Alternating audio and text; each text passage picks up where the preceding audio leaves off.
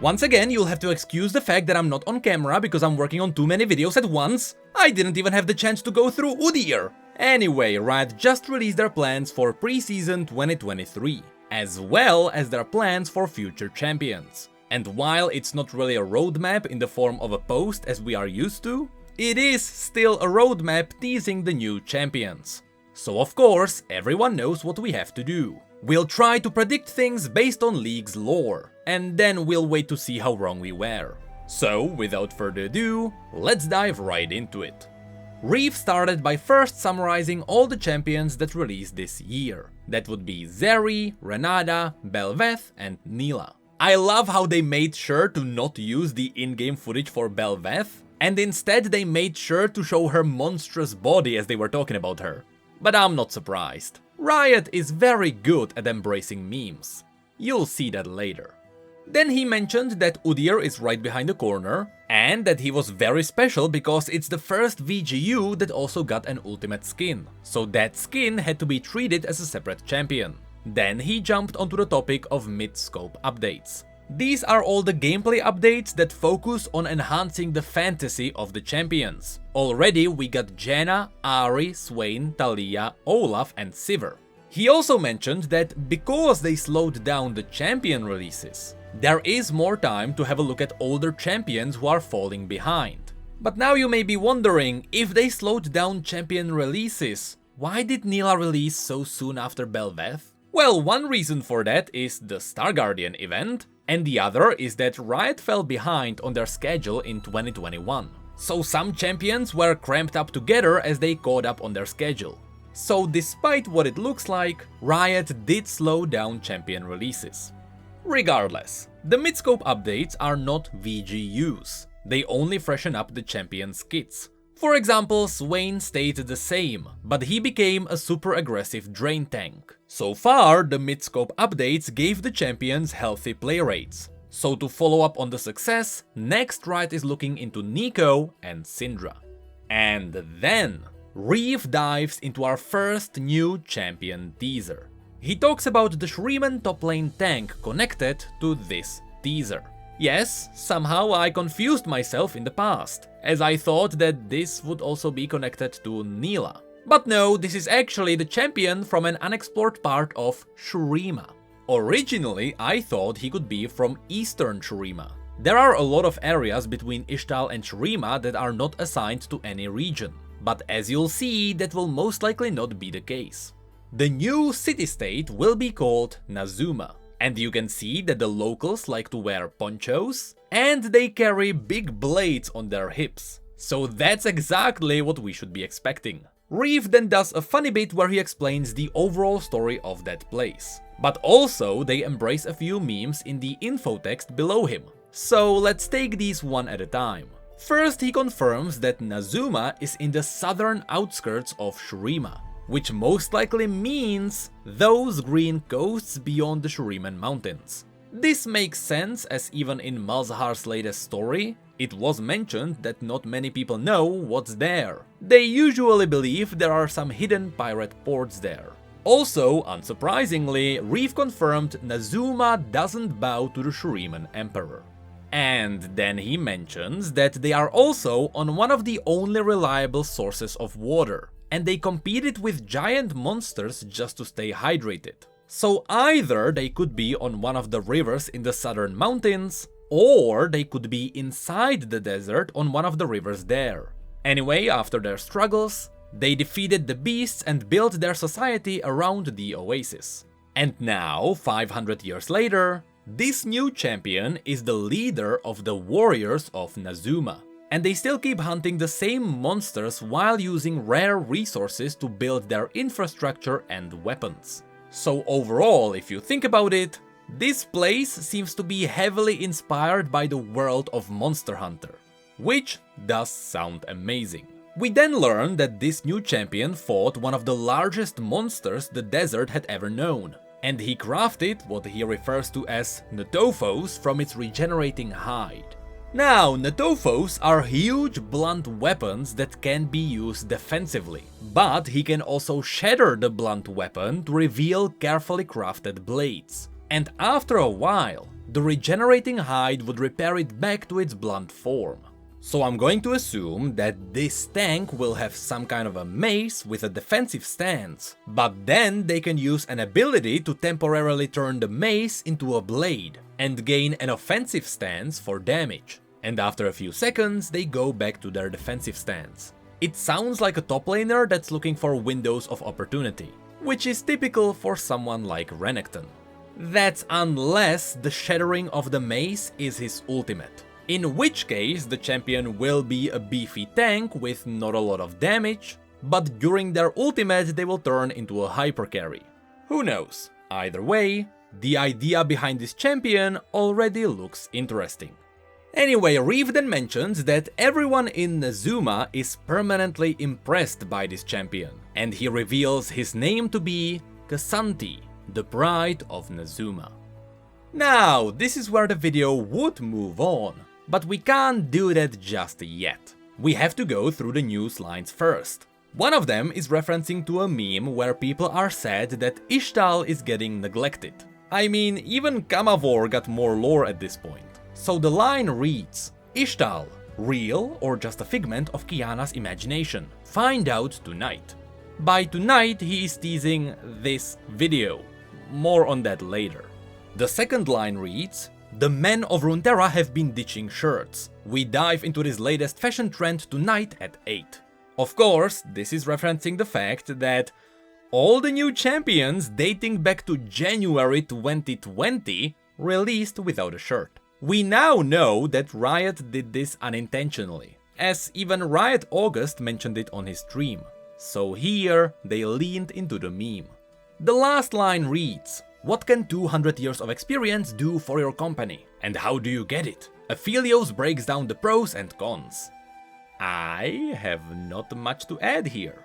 So now, let's move on to what's coming after K'Sante. Well, that would be Aurelian's update. In case you forgot, Aurelian is getting a CGU, which is a new kind of an update they call Comprehensive Gameplay Update. This means that Aurelian is essentially getting a new kit, without changing his visuals or lore. And since Riot knows that people wanna see videos, they had some footage ready to show, despite the visuals being work in progress. To enhance his dragon theme, they gave Aurelian the ability to breathe fire. This already makes him more of a dragon than Shyvana, who has more of a fire sneeze. So Aurelian's new Q turns his auto attacks into fire breath, and he can channel it as long as he has mana. His new W is relatively the same, except he can start his flight from anywhere without ramping up momentum. Also, yes, he can breathe fire while flying, which is going to make fly-by mid-ganks hilarious. Unfortunately, that's all we got on Aurelian. His E and ultimate are still a mystery, but from the last post you may remember that star explosions will likely be involved. And then, after Aurelian, Reeve revealed that we will get a new Darkin.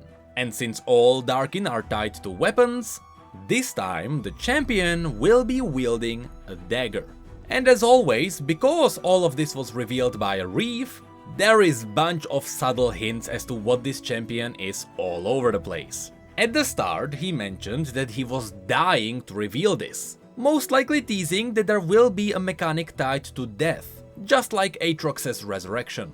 He also mentioned the phrase, "throw me a bone," which is referencing a dog-like appearance. Remember, the Darkin were originally the Ascended like Nasus or Renekton, so they used to have an animalistic form. But I don't think this champion will be just a Darkin Nasus.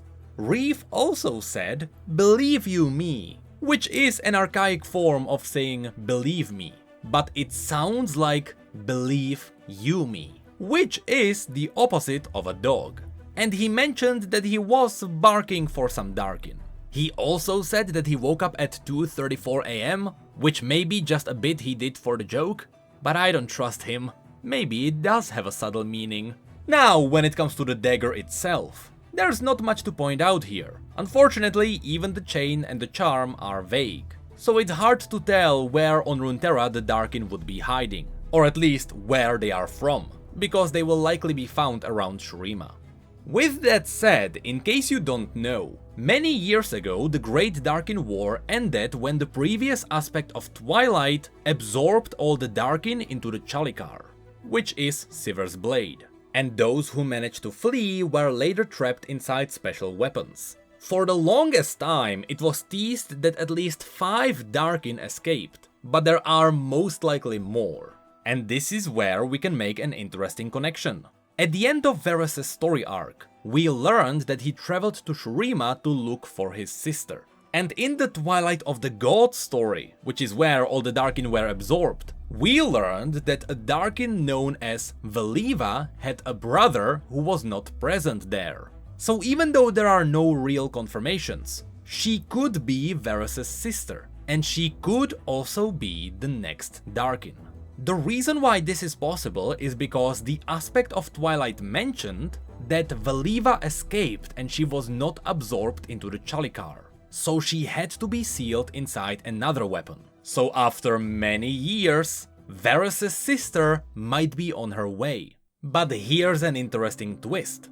Reeve mentioned that we may not be waiting to see who picked up the Darkin dagger, but rather what picked it up.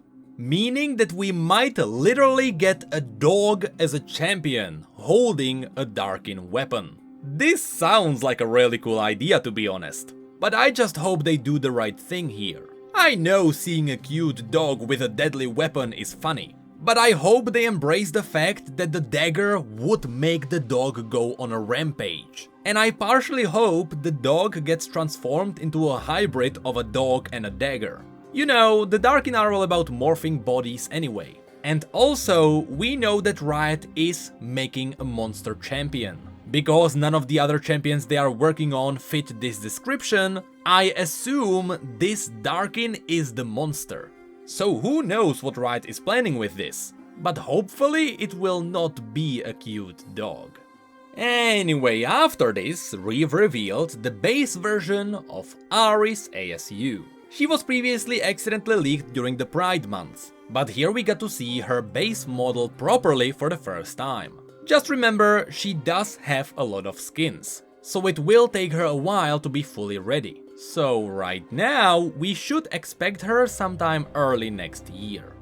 And finally, we got to the last news regarding new champions. Leaning into the memes about Ishtal, Reeve revealed that we will indeed get a new champion from Ishtal. On top of that, after a lot of female supports, it will be a male enchanter. All we know is that they are in very early development, and they were teased with this image. Also, they are supposed to be from a remote place away from the palaces. So unfortunately, one of the really good already established characters, called Alie Kwunlan, is most likely not going to be the champion. But at least I am glad to see Ishtal is getting some love. And then the video transitions into gameplay and preseason. I want to save this part for when we cover the news, so just super quickly.